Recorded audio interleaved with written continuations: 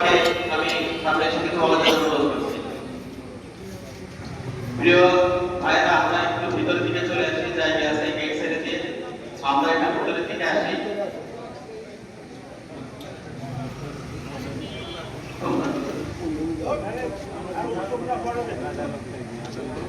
আমরা এই মাদক বিরোধী আলোচনা সভা সম্মানিত সভাপতি উপস্থিত আছেন অত্র এলাকার বিভিন্ন মহল্লা গণ্যমান্য ব্যক্তি এবং সম্মানিত উপস্থিত আমার সম্মানিত মহল্লাবাসী।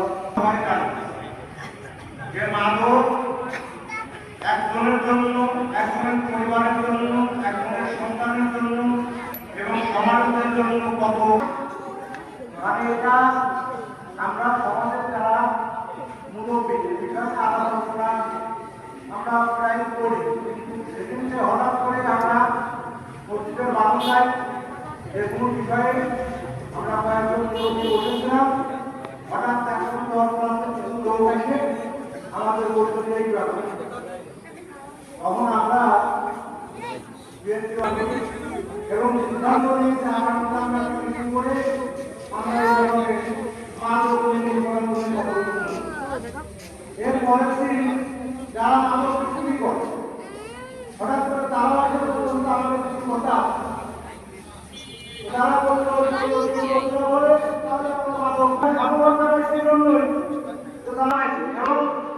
তাদের এই কথা ওর ভিত্তি করে আমরা কালকে আমাদের এই মন্ত্রী হিসাব করে আমরা গতকালের একটা মিটিং করছি। আমার বড় ভাই এখানে একটা প্রস্তাব রাখছে যা আরো সুফল পাওয়া যাবে।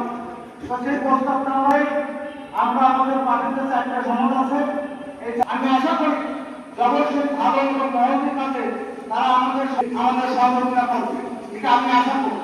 তবে আপনারা মাদক নির্মূল জন্য ইতিমধ্যে কিন্তু তারিখ ঘোষণা করেছে, আর আমাদের মাগুরা আসলে এমপি তার কিন্তু নির্বাচনী কমিটমেন্ট ছিল।